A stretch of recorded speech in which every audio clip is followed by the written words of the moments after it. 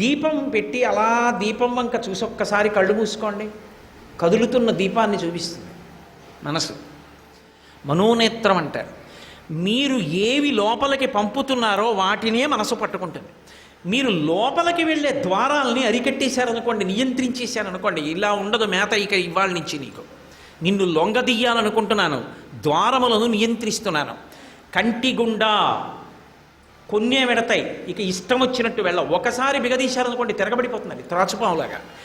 కొద్దిగా తగ్గించేస్తున్నారనుకోండి, మెల్లిగా దీని మీద ప్రీతి పొంది అదే వదిలిపెట్టేయడం మొదలుపెట్టేస్తుంది. ఇంకా కొన్ని ఎలా ఉంటాయంటే వదిలిపెట్టమనడానికి అవి మనం పట్టుకోలేదు, వాటిని అవి పట్టుకున్నాయి. కామక్రోధాదులను పట్టుకోకండి అని నేను అనడానికి, కామక్రోధాదులు నేను పట్టుకున్నాను, అవి నన్ను పట్టుకున్నాయి. ఇప్పుడు అవి నన్ను వదిలేయాలంటే నేను కాదు వదలవలసింది, అవి వదిలేయాలి. అవి వదిలేయాలంటే వాటికి నా మీద వైముఖ్యం రావాలంటే జలగన్ అన్నట్టుకుంది, నేను జలగనట్టుకోలేదు. జలగన్ నేను పట్టుకుంటే కోటేశ్వరారు జలగన వదిలేయండి అంటే వదిలేస్తాను. జలగన్ అన్నట్టుకుంటే కోటేశ్వరారు జలగ పట్టుకుంది, జలగన వదలమనండి అంటే వదులుతుంది అది. అప్పుడు ఏం చేయాలి, కాస్త ముగ్గు తెచ్చి అలా పడేసాను అనుకోండి, దానికి అసహ్యం ముగ్గు అంటే. చిచి వీడు ముగ్గేసాడని జలగూడి కింద పడిపో.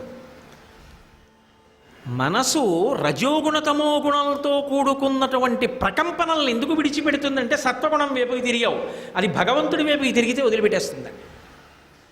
అప్పుడు అది ఏం చేస్తుందంటే లోపల నుంచి ఏం వెడుతున్నాయో, కంటి గుండా లోపలికి ఏం వెడుతున్నాయో దాన్ని పట్టుకుంటుంది. అప్పుడు అంటుంది, ఒకసారి భద్రాచలం వెళ్ళి సీతారామ కళ్యాణం చేయించుకొద్దాం ఏంటి, ఇక్కడికి వస్తే సీతారాముల మూర్తులు కళ్యాణం చూసాం. నిజంగా ఆ గోదావరి నది ఒడ్డున కొండ మీద రామాలయం, సీతారాముల కళ్యాణం, నిజంగా వచ్చిన రథం లోపల చూస్తే ఎంత గొప్పగా ఉన్నాడే. వామాంకిస్థిత జానకీ పిలిల సత్కోదండ దండంకరీ చక్రంచోద్భకరీడ బాహుయుగళే శంఖం శరం దక్షిణే బిభ్రాణం జలజాతపత్రనయనం భద్రాద్రి ముద్రిస్థితం కేయూరాది విభూషితం రఘుపతిం సౌమిత్రయుక్తం భజే. అందుకని మనం ఓసారి భద్రాచలం వెళ్ళి కళ్యాణం చేసుకొద్దాం, ఇవన్నీ కూడా చూడొచ్చు, ఒకసారి గోదావరి స్నానం కూడా చెయ్యొచ్చు. ఇప్పుడు ఏమైంది, నువ్వు ఏది చూసి లోపలికి పంపావో దానిని బట్టి మనసు సంస్కారాన్ని పొంది కోరిక కోరింది.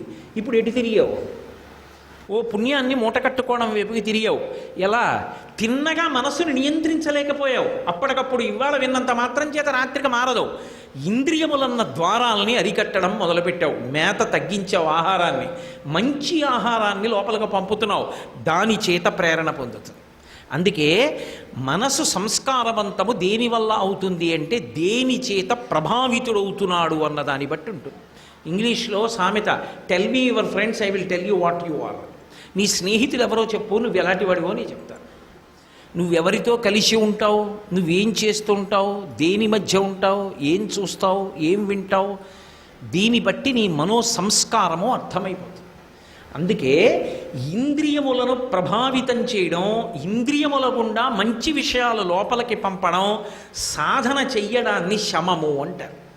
అందుకే శంకరులు ఇంకొక మెట్టు చెప్పారు, ఈశ్వర నా మనసుని ఉత్తర క్షణంలో నియంత్రించలేకపోతే నీకు ఇంకా 2000 జన్మలు పడుతుంది అంటావా.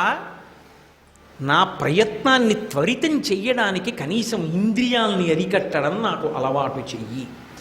అందుకని దమయమనః శమయ విషయ మృగతృష్ణాం అంతే అన్నారా శంకరాచార్యులు వారు, నేనన్నట్టు అనలేదు.